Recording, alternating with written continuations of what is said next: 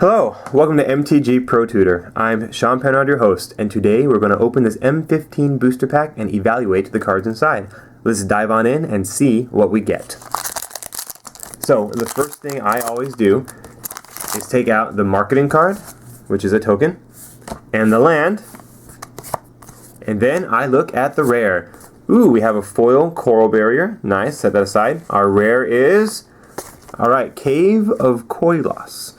So, we are not going to be first picking this land, and here's why. Because we don't know if we're going to be black or white. Like, we don't know if we're going to be black or white, either one, right? So, we are going to pass this up, and if in the future it comes back and we are black and white, then we'll be happy to take it.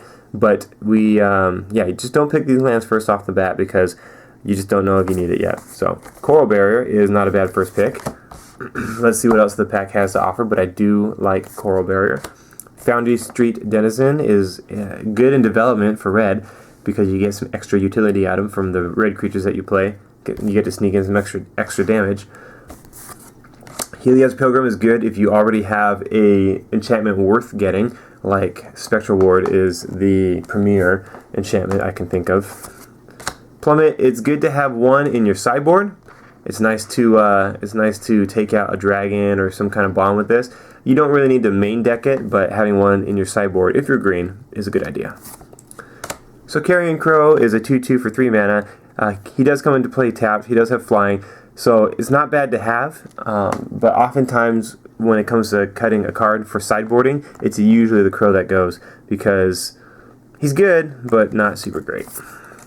Bronze Sable, you definitely want to have one. You want one because there are 3 packs of Krenko's Enforcer and Accursed Spirit running around, both of which have Intimidate. If you're not in either one of those colors or both, then you definitely want at least one Sable, one artifact creature running around.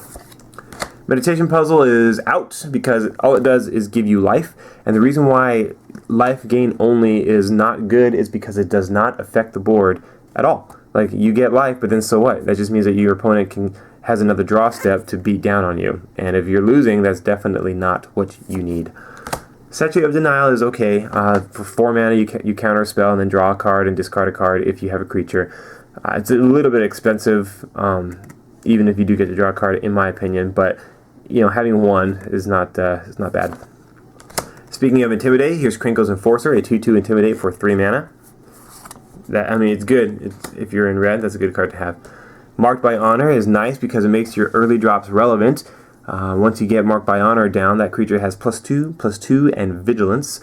The only thing is, it's still an enchantment, meaning that you can easily get 2 for 1 when that creature dies. So, it's as far as enchantment goes, it's not terrible. However, it's still an enchantment, so be careful. I like a Johnny's Pride Mate because it's a bear. At worst, it's a bear. A 2/2 for 2 is playable in limited. That's great. And it has the added bonus of gaining getting +1/+1 every time you gain life. So, that said, I'm not going to go out of my way to pick a bunch of life gaining cards. Like, for example, even with a Johnny's Pride Mate, I still will never play Meditation Puzzle. But it makes things like Soul Mender, a little bit better. Soul Mender's a 1/1 for 1, which normally doesn't do much because getting that 1 life is not that big of a deal.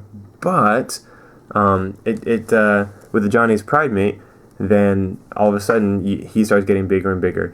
I might play one of the staffs if I have a Johnny's Pride Mate. If the staff of the Sun Magus or something comes around, I might take it.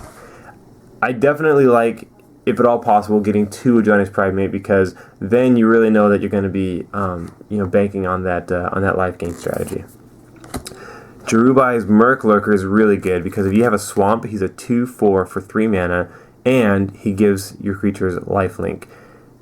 It's really good. I've had the opportunity to play with him a few times, and he's just very powerful. So, Endless Obedience.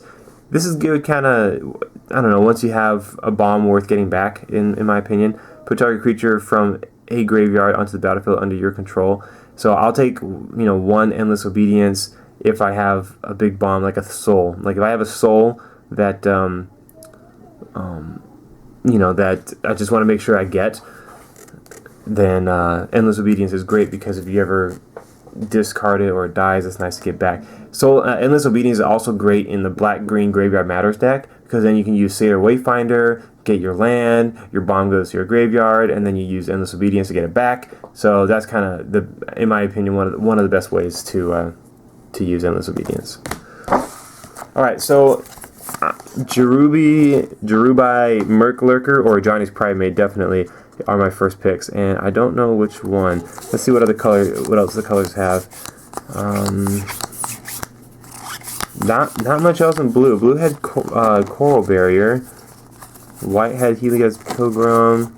Yeah, so not much in either one of those two colors. So either one I think is a perfectly fine pick. Either one. I would say Jerubai Merklurker, just because I haven't been able to play with that one as much as I have a Johnny's Pridemate, and I would like to see that one on the battlefield again. But that is purely preference. Both of these cards I think are decent first picks, and you could do well with either one. So, what do you think? Which one would you first pick? Leave a comment below and let me know. Thanks so much for watching the video. You're awesome for taking the time to do so. I'm Sean Penrod, and we'll see you in the next pack.